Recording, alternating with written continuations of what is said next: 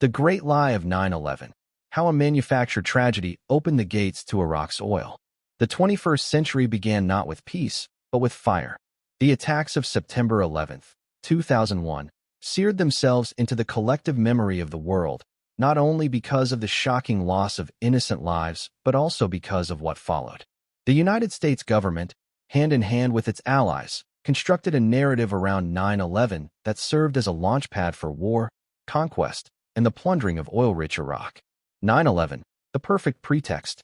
The official story presented to the world was simple, almost too simple. A group of fanatics tied to al-Qaeda hijacked planes and struck America's heart. Within hours, the machinery of media, intelligence, and politics went into overdrive, shaping public opinion toward fear, vengeance, and blind nationalism. Yet cracks in this story appeared immediately.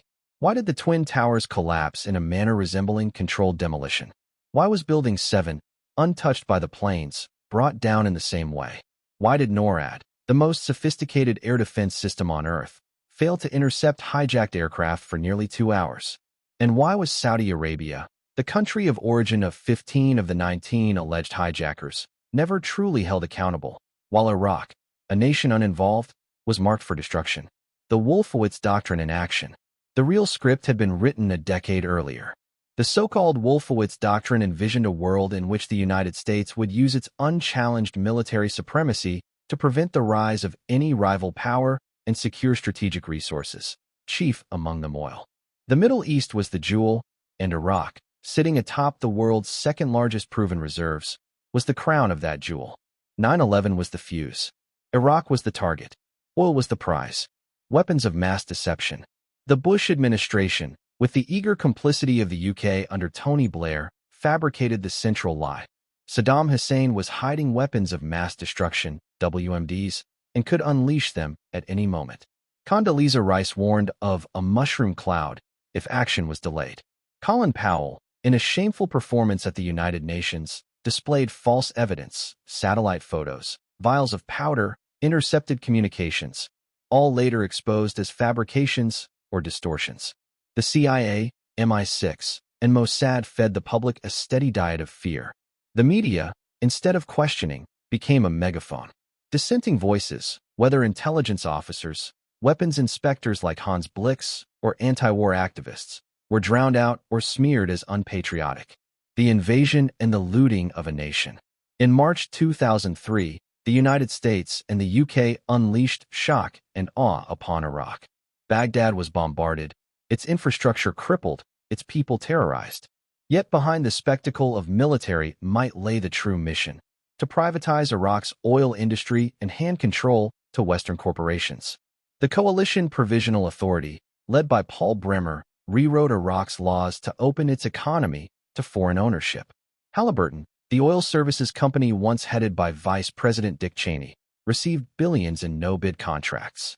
ExxonMobil, BP, Shell, and Chevron gained access to Iraq's oil fields, resources once held in trust by the Iraqi people. The country's wealth was siphoned out while Iraqis faced sectarian war, displacement, and the collapse of their state. The cost of the lie. The human cost was catastrophic. Hundreds of thousands of Iraqis died. Some estimates placed the toll well over 1 million. Ancient cities were destroyed, cultural heritage looted, society torn apart. American soldiers died by the thousands. Many more returned broken in body and mind. And yet no weapons of mass destruction were ever found, because they never existed. The war was not about security, freedom, or democracy. It was about oil, contracts, and the projection of imperial power. 9/11 was the match, Iraq the bonfire. The same script, now aimed at Iran. 2 decades later, the same players, Washington, London, Tel Aviv, are using the same methods. This time the stage is Iran, accused of racing toward nuclear weapons capability despite decades of evidence showing otherwise. The International Atomic Energy Agency has repeatedly failed to prove such claims, yet the drumbeat of propaganda continues. Israeli officials declare that Iran is months away from a bomb, a refrain that has been repeated every year for the past 3 decades. The goal is not nuclear disarmament. It is regime change and control of yet another oil and gas-rich nation strategically placed between the Persian Gulf and Central Asia. The next war, Turkey, and the battle for Cyprus. But the script does not end with Iran. Already, the architects of perpetual war are preparing the next act, this time against Turkey. Cyprus, long a fault line of east and west, is once again the chosen ignition point. A manufactured crisis, followed by military intervention by the United States, the UK, Greece, and Israel, could be used to justify a wider war. Unlike Iraq, however, Turkey is no broken state. It has a large, disciplined military, a central geopolitical position, and a history of defying empires. An attack on Turkey via Cyprus risks igniting a conflict reminiscent of Gallipoli, a new Dardanelles, where Western powers once again underestimate the resilience of the Turks and pay a heavy price. The legacy of betrayal. From 9/11 to Iraq, from fabricated nuclear scares in Iran to the looming showdown in Cyprus, the pattern is unmistakable. Manufactured lies, amplified by compliant media, serve as the prelude to war. Behind every noble slogan, freedom, democracy, security, lies the same motive: control of energy, dominance of trade routes, and the crushing of any state that resists the global empire. The tragedy is not only the destruction of nations, but also the erosion of truth itself. When lies become policy and deception becomes the language of empire, every war is possible, and every nation is a target.